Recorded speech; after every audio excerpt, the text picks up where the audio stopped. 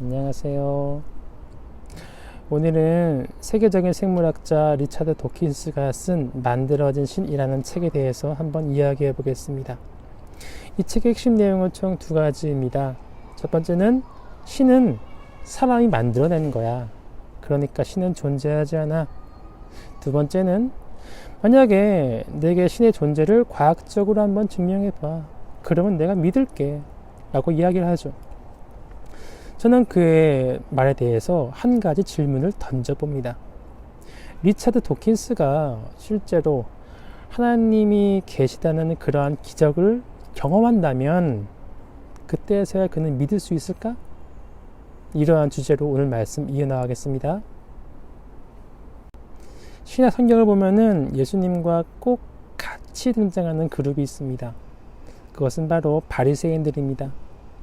이들은 유대인의 율법을 잘 지키는 자들로서 사람들에게 인기가 참 많았어요.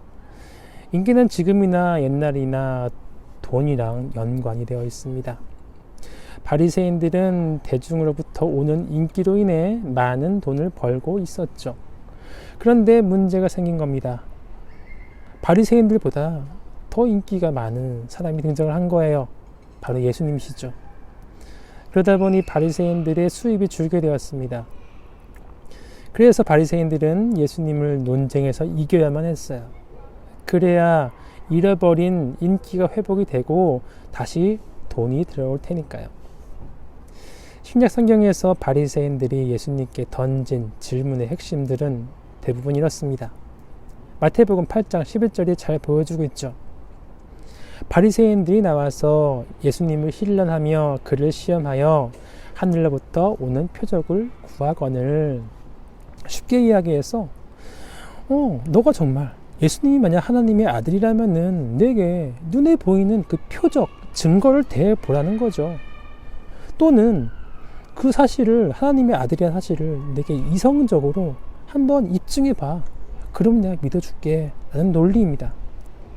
예수님은 이들의 이런 말에 별다른 대답을 하지 않으셨습니다. 그저 나사로와 부자에 대한 이야기를 해 주었어요. 나사로와 부자 이야기에는 당연히 부자가 등장을 하겠죠. 그런데 이 부자는 히브리인 부자입니다. 여러분, 히브리인이라는 것은 어려서부터 하나님의 말씀과 율법을 잘 알고 자란 사람입니다. 그러나 그는 하나님보다 돈을 더 사랑했어요. 이웃을 사랑해야 한다는 것은 알지만 돈을 더 사랑했어요.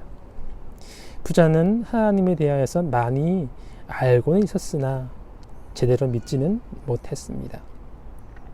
그는 생각합니다. 아니, 내 삶이 이렇게 풍족한데 설마 천국에 있겠어? 여기가 천국이지.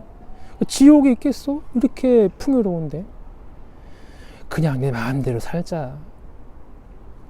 부자의 집 앞에는 거지 나사로가 살고 있었습니다. 그는 매우 배고픈 사람이었어요. 그래서 매일마다 히브리인 부자에게 먹을 것을 구걸했습니다. 그러나 부자는 그것도 아까워서 아무것도 나사로에게 주지 않았습니다. 사람의 사는 방식은 이처럼 많이 다릅니다. 하지만 그 종착역은 다 같아요. 어디죠? 바로 죽음이죠. 성경에 따르면 나사로는 죽어서 천국에 가서 아브라함의 품에 안기었습니다. 반대로 부자는 지옥에 떨어져 큰 고통을 당하게 되었어요. 그때서야 부자는 삶이 너무 고통스러웠습니다. 그리고 천국에 가고 싶었습니다. 그러나 이미 한 번 떨어진 지옥에는 그 어떠한 사람도 천국으로 갈 수가 없었습니다. 이에 부자는 자신이 천국에 갈 수 없다는 상황을 받아들이게 됩니다. 하지만 아직 구원의 소망이 있는 그 가족들, 아직 천국에 갈 수 있다는 가족들을 생각해낸 것이었어요. 자신들은 몰라도 자신이 사랑하는 가족들은 지옥에 오는 것을 막아야만 했습니다. 그래서 부자는 천국에 있는 아브라함에게 말을 합니다. 그러면 아버지, 구하노니 나사로를 내 아버지 집에 보내소서. 내 형제 5이 있으니 그들에게 증언하게 하여 그들로 이 고통받는 곳에 오지 않게 하소서. 여러분 생각해 보세요. 나사로는 이미 죽어서 천국에 있습니다. 그런데 나사로가 살아난다는 것은 기적을 말하는 거예요. 부자는 가족들에게 깜짝 놀랄 만한 그러한 기적을 보여줘야지만이 하나님을 믿을 거라고 생각했습니다. 그러나 아브라함은 말합니다. 그들에게 모세와 선지자들, 즉 이 모세와 선지자들은 구약 성경에서 그들이 증언한 그 구약 성경책을 이야기합니다. 그 메시지를 이야기해요. 그 메시지는 이미 이 땅에 있고 많은 사람들이 증거하고 있죠. 오늘날 우리들처럼요. 그들에게 들을지어다. 그러자 부자가 말합니다. 아니에요. 그들은 고작 그 말씀만 갖고는 듣지 못합니다. 변화될 사람들이 아니에요. 내가 잘 알고 있어요. 그들은 하나님보다 돈을 더 사랑해요. 이웃들보다 돈을 더 사랑해요. 죽은 나사로가 살아나는 기적 정도는 봐줘야 그들이 깜짝 놀라서 믿고 회개할 거예요. 그러자 아브라함이 다시 말합니다. 모세와 선지자, 즉 그들이 전하는 그 말씀도 듣지 못하면 아무리 죽은 나사로가 살아나는 기적을 보고 경험한다 할지라도 결단코 믿지 못할 것이다. 예수님께서는 이러한 나사로와 부자의 이야기를 바리새인들에게 해 주었어요. 그러나 그들은 말씀을 듣고도 변화되지 못했습니다. 오히려 에이, 자신이 하나님의 아들이라는 것을 그런 기적을 못 보여주니까 또 입증 못하니까 핑계대기는 이라고 말을 했어요.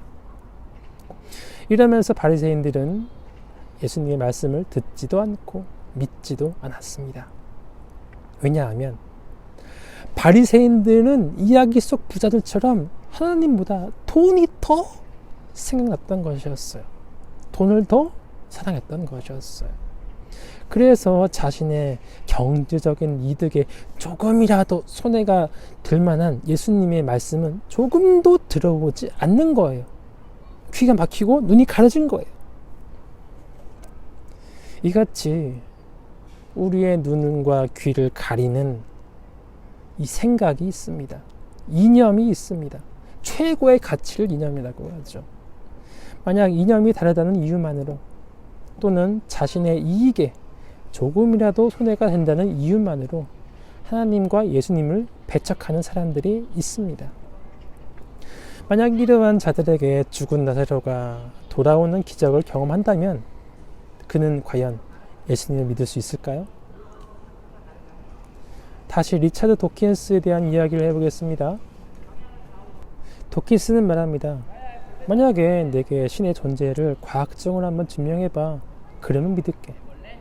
다시 말해서 신의 존재에 대해서 내 지성을 이해시킨다면 또는 놀라운 기적을 보여준다면 그때 믿을게. 여러분 그런데 그거 아십니까? 도킨스의 책을 읽어보면은 결국 그에게 있어서 과학은 자신의 이념이에요. 그 최고의 가치예요. 그래서 그 최고의 소중한 가치를 무너뜨리는 꼴을 못 봐요. 그것 때문에 도킨스의 눈과 귀가 가려져 있습니다. 조금도 들어오지 않습니다. 그렇기 때문에 과학으로 설명이 안 되는, 자신이 최고로 소중히 여기는 과학으로 설명이 안 되는 하나님을 인정할 수 없는 거죠. 하나님께서 그러한 자들에게 이렇게 말씀하십니다. 모세와 선지자들에게 듣지 아니하면 비록 죽은 자 가운데서 살아나는 자가 있을지라도 권함을 받지 아니하리라. 이미 이 세상에 주어진 하나님의 말씀으로 하나님의 존재를 믿지 못하는 사람은 그 어떠한 기적을 본다 할지라도 하나님을 믿을 수 없을 것입니다. 그렇기에 리차드 도킨스는 참으로 불쌍한 사람입니다. 여기서 한 가지 질문입니다. 그렇다면은 말씀으로 말고 진짜 실제로 죽은 나사로가 살아나는 기적을 본 사람이면 믿을 수 있을까요? 다음 주 이 시간에 한번 생각해 보도록 하겠습니다. 다음 주에 봬요.